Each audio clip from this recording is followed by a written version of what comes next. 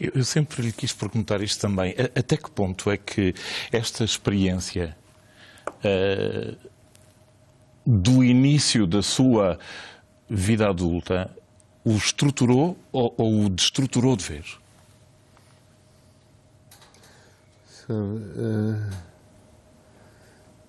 A recordação que eu tenho é quase como um sonho.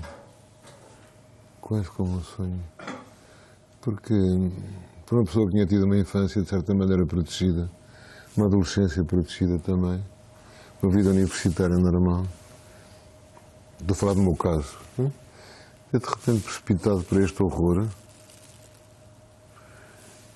É muito estranho. Logo na chegada foi estranho para mim, porque o cheiro era diferente, a cor da terra era diferente, o céu era diferente, não era o céu de Portugal, as estrelas eram outras, não havia as estrelas que eu conhecia, a Ursa Maior, a Ursa Menor, a Cassiopeia, etc.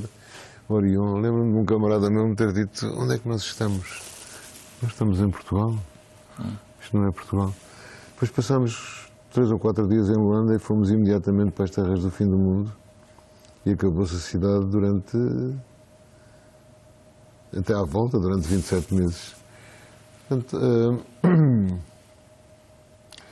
foi muito importante para mim sob vários pontos de vista. Primeiro, deixei de ter uma concepção ptolomaica do universo do qual eu era o centro. Era um no meio de muitos. E depois, como noutras situações mais tarde, dei-me conta de como aqueles rapazes que tinham 22 anos eram extraordinários. Muitos deles era a primeira vez que tinham sapatos. Porque a miséria era muito grande em Portugal, sobretudo no Norte, e eram quase todos do Norte. E a coragem, a dignidade e a maturidade daqueles miúdos era extraordinária. Porque eram rapazinhos obrigados a ser homens logo aos 5 ou 6 anos, quando começavam a andar atrás das cabras, nem iam para a escola sequer. Portanto, tinham uma maturidade que eu não tinha. Eu era mais velho uns anos, tinha 20 e tal. E aprendi muito com eles, e se há coisa de que eu me orgulho, é da amizade deles. Sabe? Todos os anos fazemos um almoço da companhia de combate. Ainda agora? Todos os anos.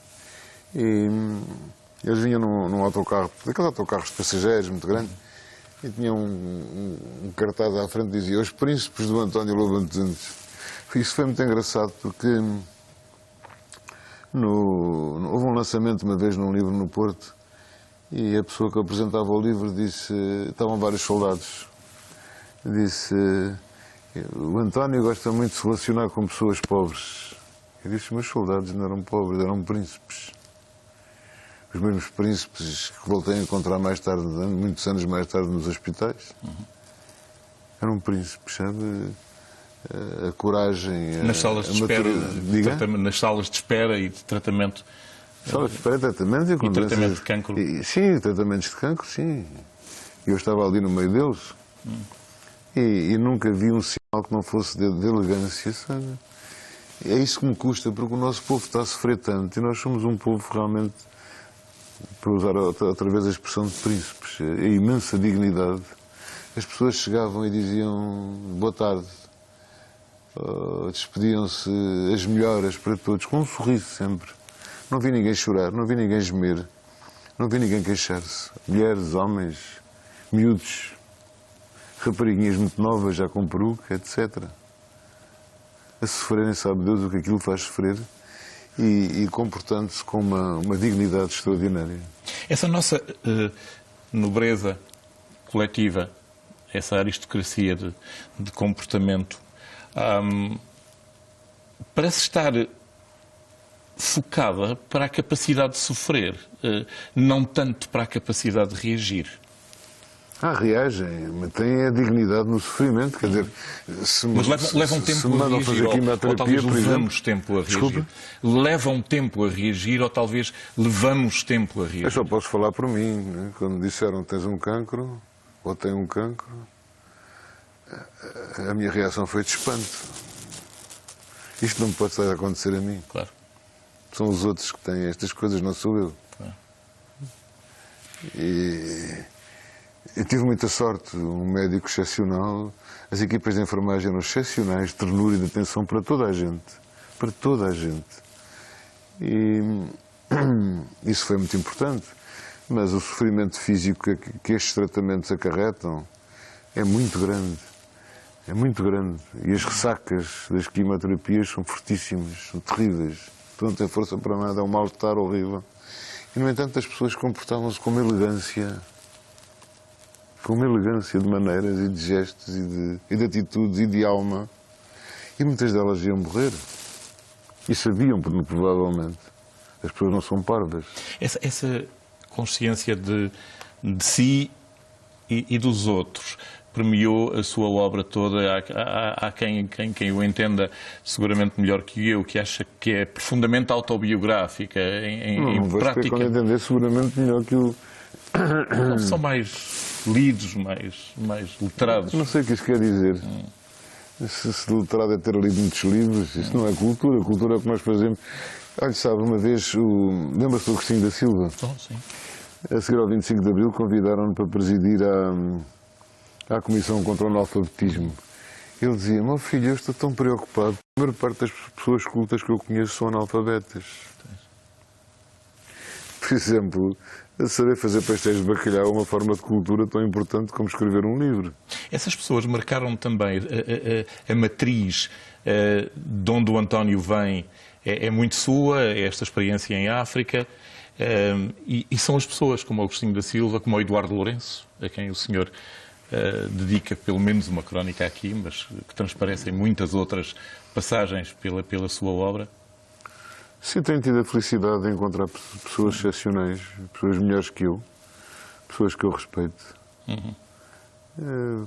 Para mim, a amizade ou o amor, ou o que quiser chamar, Mário, passa sobretudo pelo respeito. Ou passa também e muito pelo respeito.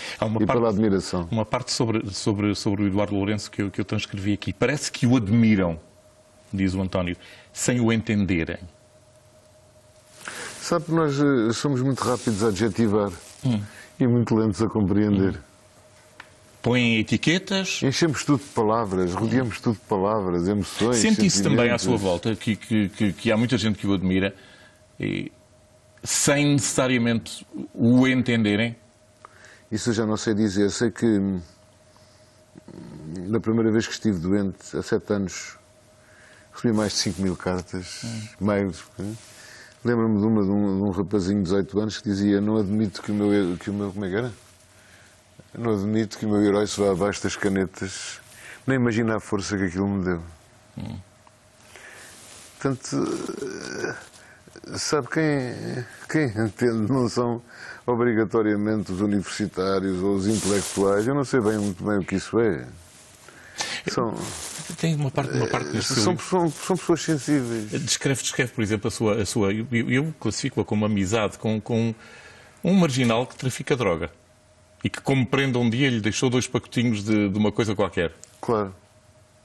E depois? E toda a gente o admoesta com o dedo no ar: cuidado com ele. Não. E o António? Sabe, quando eu trabalhava nos hospitais psiquiátricos,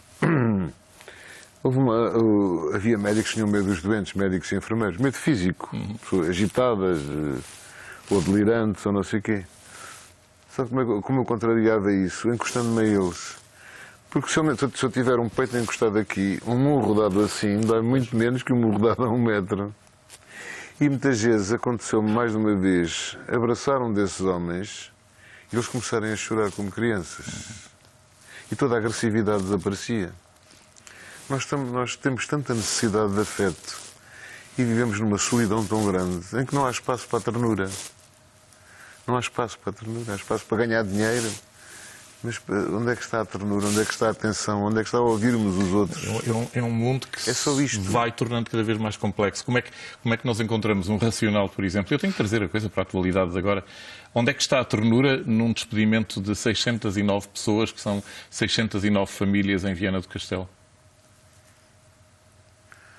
A mim o que me custa mais é o desprezo por pessoas excepcionais. Porque essas pessoas são os portugueses, são excepcionais. Eu vi-os na guerra, vi-os na doença, vi-os sem ser na doença, são excepcionais. E ao mesmo tempo a generosidade que existe neles, não é? Nós temos grandes qualidades. E não foi por acaso que andámos em barcos de 14 metros sem quilha, não é? Não foi por acaso. Eu tenho... Há pessoas diante das quais a gente tem vontade de se ajoelhar. Outro dia eu vinha a descer a rua para casa. E ao meu encontro vinha a subir uma senhora bem vestida, bem penteada, vestida de luto, com bom ar, com um ar muito digno. E eu pensei, pronto, conheceu-me, vai-me pedir um autógrafo, que é uma coisa que me acontece muitas vezes, né? E ela chega ao pé de mim e disse baixinho, tenho fome. Só. Quer dizer, e diante disto nós começamos a fazer uma série de perguntas a nós mesmos. O que é isto? O que é que se passa no meu país? Quando eu estive com o Steiner em Cambridge, ele dizia-me, sabe, isto começou na América, quem vai pagar são vocês, os espanhóis, os italianos, os países do Sul. Os outros nem somos bem pessoas. Uma vez foi uma condecoração há uns anos do Presidente da República francês. Estava lá um alto funcionário da presidência que me disse, você é português, que engraçado, a minha mulher diz também é portuguesa. E então para certas pessoas, como para este governo, é o que parece, os portugueses são um povo de mulheres adias, de pedreiros, pessoas que não merecem sequer consideração e que não têm sentimentos. E que não compreendem, como dizia o Torga, que às vezes podem não chorar pela morte de um filho, mas choram pela morte de um vitão. Os sentimentos estão lá todos. E eu tenho recebido e visto da parte dessas pessoas, porque passava a minha infância os verões na Beira Alta, que era muito pobre nessa altura, ver pessoas a comer para o almoço era batatas com cebola, um bocado enorme de pão com um bocadinho assim de conduto. Conduto? Sim, um bocadinho de chouriço, um bocadinho de peixe, qualquer coisa, um bocadinho de carne, porque tinham fome. E o que nós estamos a fazer agora, os portugueses, o que é isto? Eu não queria entrar muito por aí, porque a minha raiva é enorme. É enorme. Das coisas que mais me custou, o ano passado na Feira do Livro, foi o Primeiro-Ministro estender-me a mão para me cumprimentar. Eu não queria. Não queria. Mas cumprimentou? Como? Cumprimentou-o? Fiz um vago sinal, porque a editora estava sempre a segurar-me no braço, a dizer, Primeiro-Ministro... Eu não sei se outro governo faria melhor. A sensação... Eu não consigo simpatizar com a classe política, porque perseguem projetos de poder pessoal. Quase todos eles, não é? Mas onde raramente... é que está a generosidade? Onde é que está o amor? Raramente escreve diretamente sobre política. Ou praticamente nunca. Sim, Diretamente. Sim, não. Porque indiretamente, obviamente, que escreve. Sim, diretamente não. Para quê? Esta é uma das suas crónicas não? mais recentes, em que o senhor classifica quem nos governa, que manifestamente não tem o seu agrado, obviamente. Acho que neste momento tem muito pouco agrado mesmo. Como crianças, miúdos no sentido mais diminuído que o termo pode acarretar. E diz assim, eu não sei se os nomes que usam são verdadeiros. Existe um Aguiar Branco e um Poiares Maduro, por que não juntar-lhes um Colar Extinto ou um Mateus Rosé? Eu lembro-me de ter lido num placar uma vez em Nova Iorque para nos rirmos do que é absurdamente mau. Rir muito do que é absurdamente mau. Este momento, para este país, já entra no capítulo do absurdamente mau. Eu acho que entre o absurdamente mau é um despedimento de 609 pessoas no Natal. Sabe, e são restaurantes vazios, e são as pessoas com fome, e são as lojas que fecham todos os dias. Eu encontrei, uma vez estava a comprar cigarros, espero que o meu médico não esteja a ver isto, e encontrei uma senhora que era enfermeira do tempo do meu pai, no hospital, com 90 anos praticamente, começa a chorar, né? Porque os filhos tinham 50 anos, ficaram sem emprego, voltaram para a casa dela com os respectivos filhos. E ela que vivia a sua reformazinha de enfermagem, que tem levado bastantes cortes, de repente tem em casa não sei quantas pessoas a dormirem em colchões no chão. Não tinha espaço, não tinha dinheiro. Uma das coisas que se vende muito bem no bairro onde eu moro são candeeiros de petróleo. Pois não têm dinheiro para pagar a luz. E não tenho a menor dúvida que, tal como no ano passado, a mortalidade este inverno vai ser muitíssimo maior. Porque não tem aquecimento. As pessoas estão mal alimentadas. As pessoas não têm dinheiro para os remédios. Eu vejo na farmácia onde eu vou, que é o pé de mim, as pessoas vão à farmácia e não têm dinheiro para o remédio, então pedem para pagar as prestações. Pagam a primeira prestação, não voltam. Porque não têm dinheiro. E irão a outra, e a outra, e a outra, até não haver mais farmácias, não é? Os tratamentos são cada vez mais difíceis, os médicos são cada vez mais mal pagos. Pagam 5 euros por hora a um médico para fazer uma urgência. Já viu o que isto representa? A miséria que isto é. Um médico com uma carreira de um chefe de serviço, com 30 e tal anos de prática, não sei quantos concursos, leva 2.000 e tal euros para casa. Isto é humano, é justo. E não faz mais nada, só trabalha no hospital. E é a profissão que ainda continua a ser a profissão com mais prestígio em todo o mundo, não é? Médico. Como é que podemos exigir?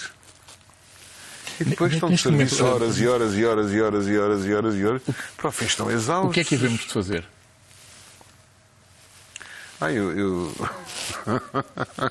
Eu posso dizer o que me apetecia fazer. O que é que lhe apetece fazer? Mas tenho medo que ainda me buscar aqui à porta. Não me apetece nada ter mais processos. Agora, é indignante. É profundamente indignante. Eu não sei, acho que isto começou provavelmente muito antes deste governo, não sei, não faço a menor ideia. Mas depois agora,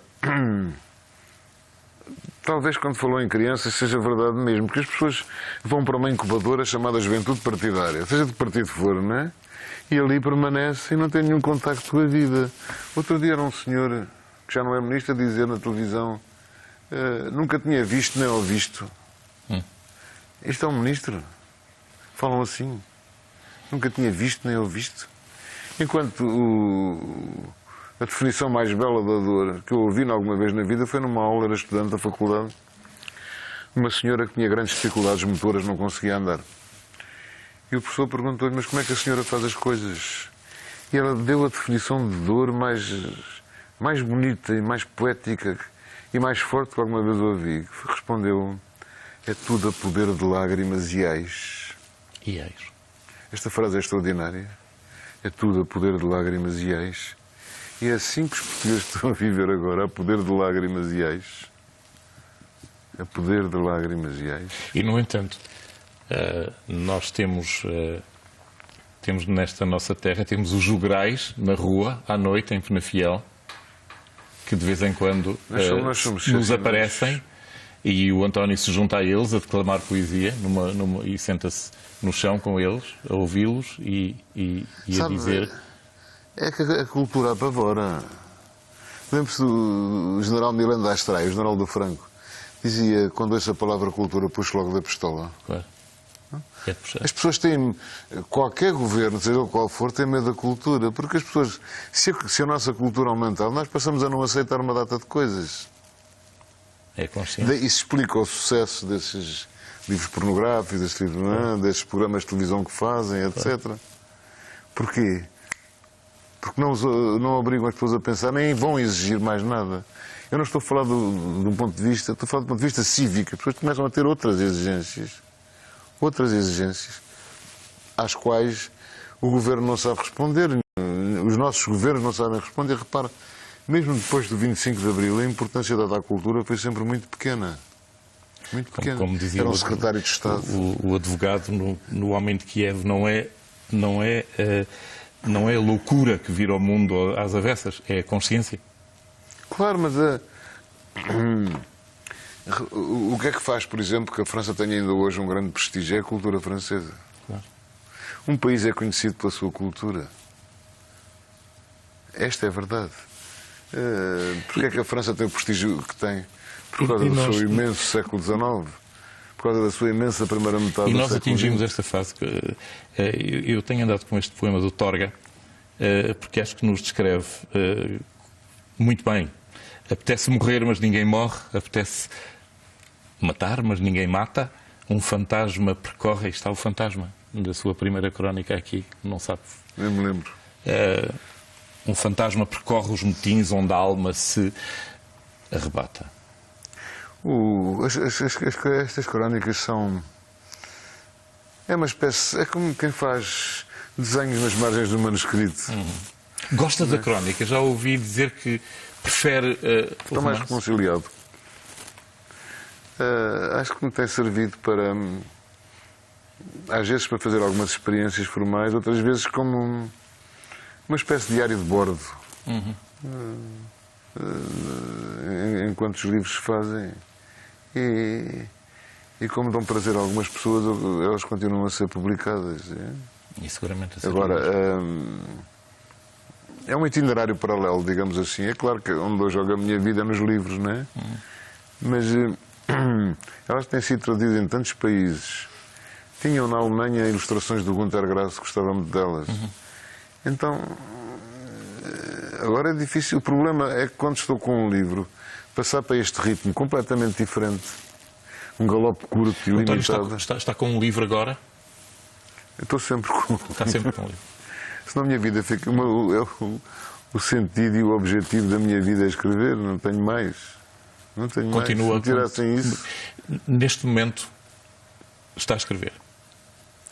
Neste momento estou à espera que me deem o batido que eu escrevo à mão. Sim. Não é? Para começar a corrigir sobre isso. Espero que não demore muito tempo. Tem um daqueles títulos maravilhosos para esta? Os cavalos sobre a água. Não te vi em Babilónia. Este título é provisório ainda, porque o que está pronto... Os livros são publicados com grande atraso em relação à escrita, não é? Este que está pronto, o anterior a este, enquanto eu trabalhava, vai sair no fim de 2014 e vai sair primeiro no estrangeiro do que aqui. E provavelmente será a sorte dos outros, não sei. Não sei. Ultimamente tem acontecido muitas coisas, sei lá, a obra traduzida no Irão, não há ninguém traduzido no Irão, traduzida na Etiópia, e tudo isto me surpreende e me espanta, e o que é que... O que só significa que os problemas fundamentais do homem são os mesmos. Não é? E o nosso grande problema é que a angústia do homem no tempo continua imutável. Não é? Qual o sentido da vida? O que é a morte? De que maneira viver a morte? Será a morte o fim de tudo? E o que são os sentimentos, as emoções, etc. No fundo, um livro não é mais que um delírio articulado, não é? Um delírio coerente. Um delírio coerente. Tem que avançar implacavelmente. E que se escreve apesar de nós. O Mário, quando parte para um livro, não tem grandes ideias. Se tiver um plano, o livro fura o plano e vai noutra direção, não é? Com as crónicas é diferente, é ficar sentado assim, à espera que... Às vezes demoram 2 horas a vir a primeira palavra. E depois são as palavras que se engendram umas às outras, que se articulam umas com as outras, quais apesar de nós. Como se fosse a mão fosse autónoma e a cabeça estivesse assim longe a vigiar aquilo. Não é?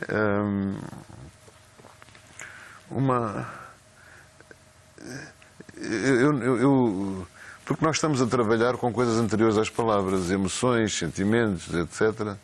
Não é? Depois temos que estruturar aquele delírio de maneira a ser perceptível aos outros. Mas, no fundo, acaba por ser uma comunicação de inconsciente a inconsciente.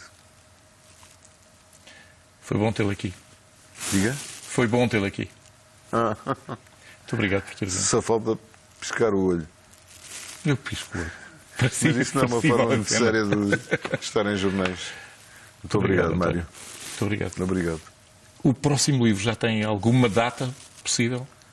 O próximo livro será em Portugal no fim de 2014. E a primeira edição é no estrangeiro em que língua?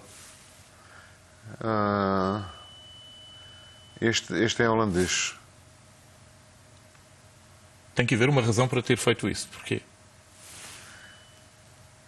Há razões. de várias ordens, razões editoriais e também eu não queria estar a encharcar os portugueses com livros. Já tiveram este livro de crónicas este ano, para o ano sai esse, que se chama Caminho como uma casa em chamas. Caminho como uma casa em chamas. Caminho como uma casa em chamas e depois no fim de 2015 sairá outro livro. Espero ainda cá estar para fazer alguns, sabe, porque quando fui internado o que eu pensava era preciso de tempo para acabar o livro, deixem-me acabar o livro, deixem-me acabar o livro. Porque eu estava sinceramente Mas agora tem tempo morrer. para acabar o livro. Perdão? Agora tem tempo para acabar. A gente nunca sabemos o tempo que temos. Posso morrer daqui a 5 minutos, daqui a 10 anos, não sei. Mas, de qualquer maneira, a obra ficará sempre incompleta. Muito obrigado. Obrigado, Mário. O livro de António Loura de Nunes, para quem nos esteja a seguir, é o seu 5º livro de crónicas. A edição é da Dom Quixote. Curto intervalo agora. Muito obrigado, António.